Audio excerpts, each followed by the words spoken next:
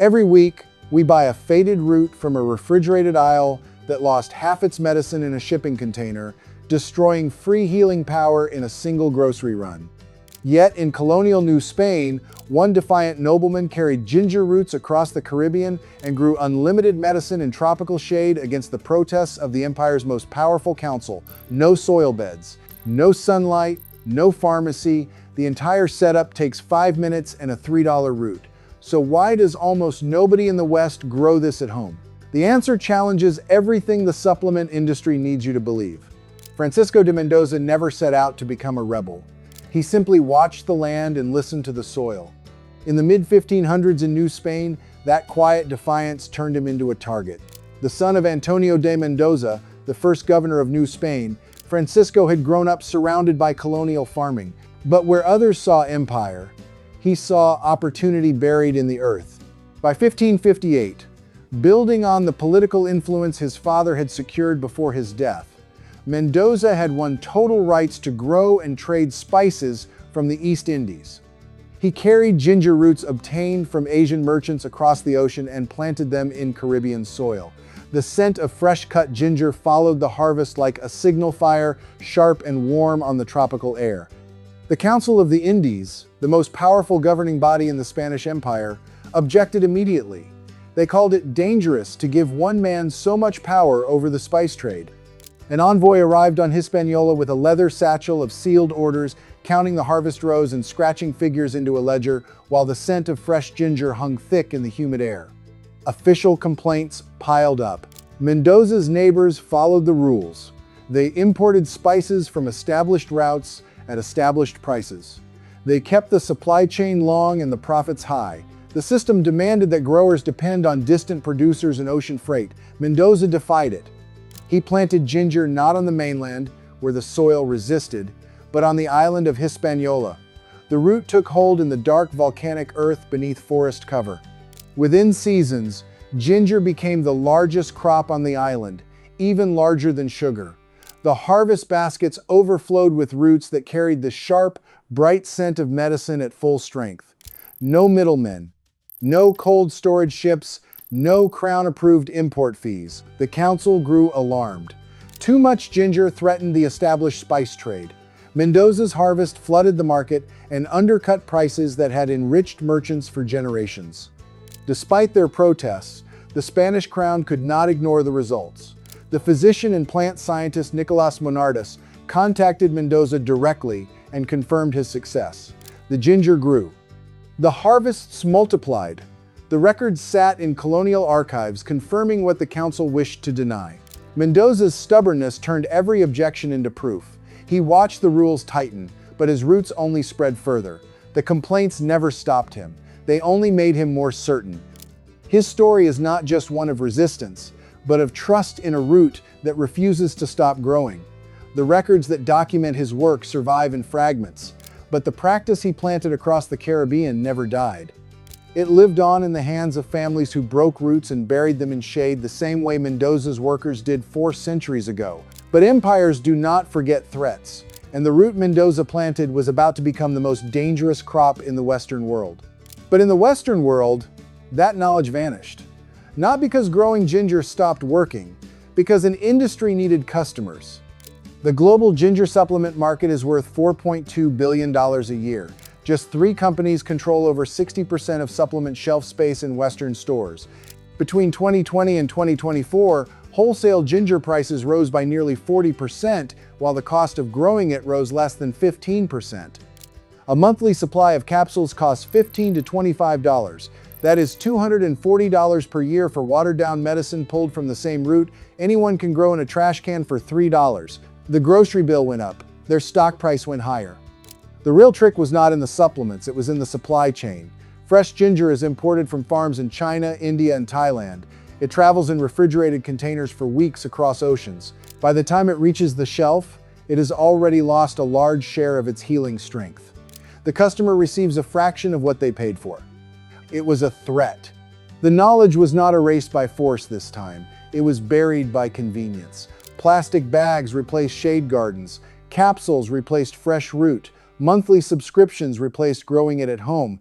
They made the root into a product, then charged monthly for what the soil gives away for free. The practice Mendoza spread survived in the Caribbean, in South Asia, in West Africa, in every kitchen where families never stopped growing. But in Western homes, in Western grocery aisles, in every nutrition class ever taught, it was quietly removed from the conversation. Not because it stopped working, because it stopped being profitable. By the 21st century, the story of homegrown ginger had been reduced to a hobby and a footnote in farming textbooks. The root that built the ancient spice trade, that once grew larger than sugar on a Caribbean island, ended up in a plastic bag in a refrigerated section, imported from 8,000 miles away. Then the knowledge disappeared almost overnight, as if erased from history. At the heart of every closet ginger setup lies a simple, overlooked miracle. A ginger root is a sealed pharmacy buried in soil, not a poetic image, a biological fact.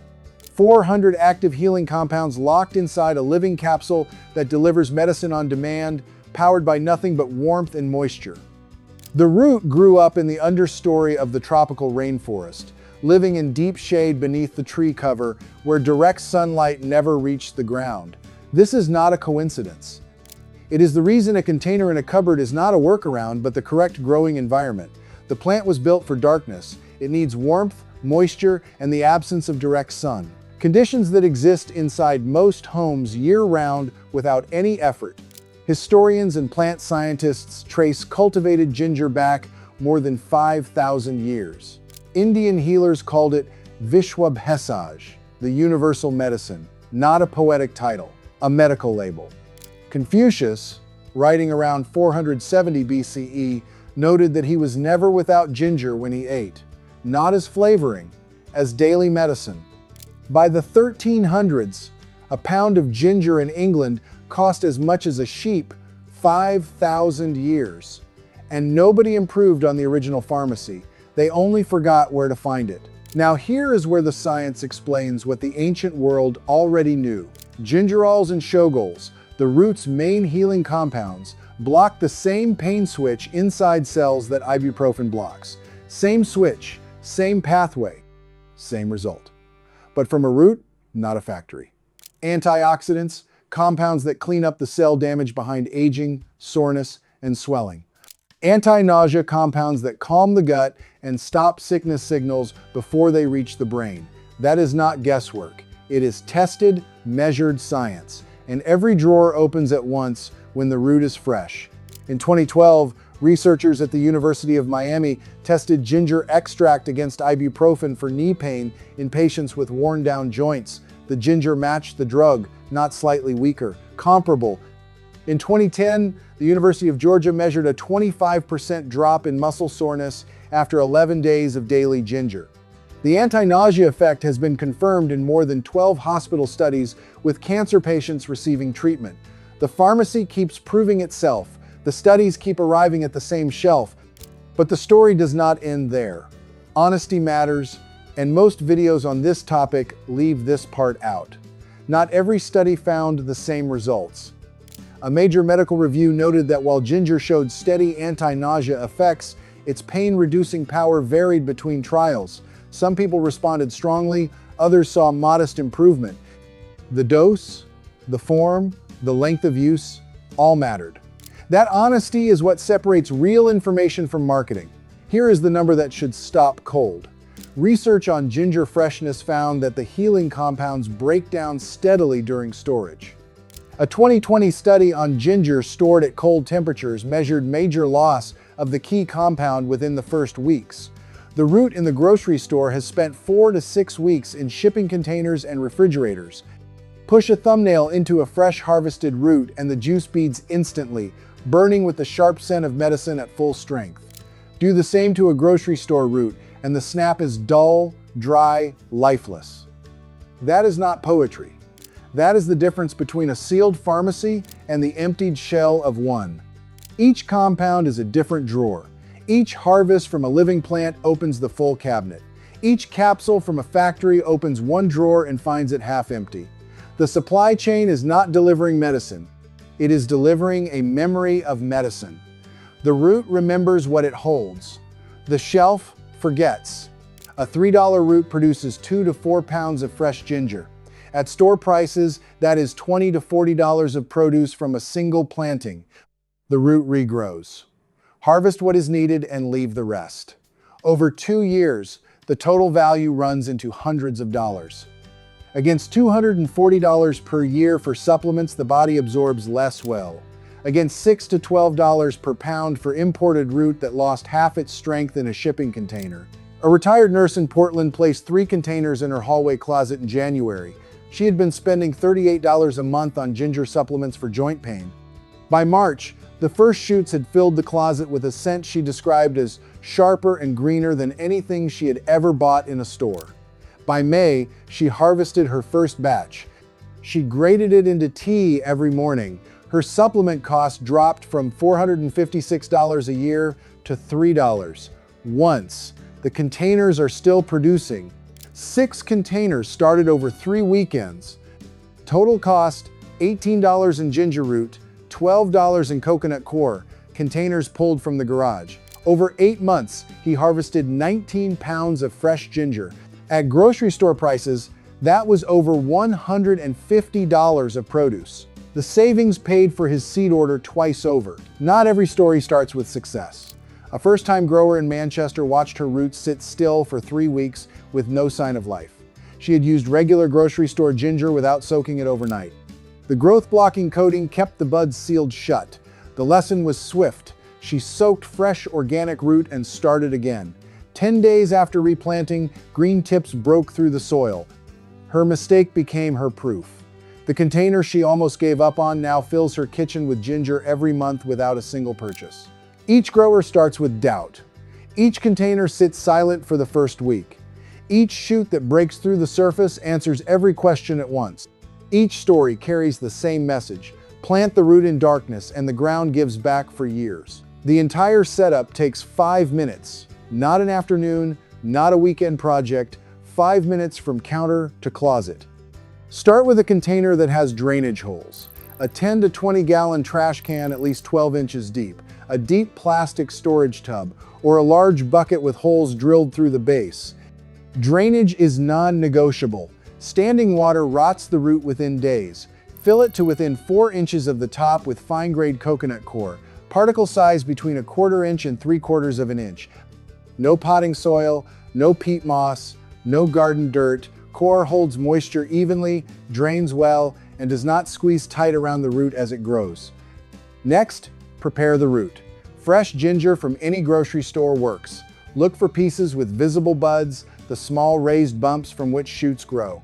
Organic is best because the surface is untreated.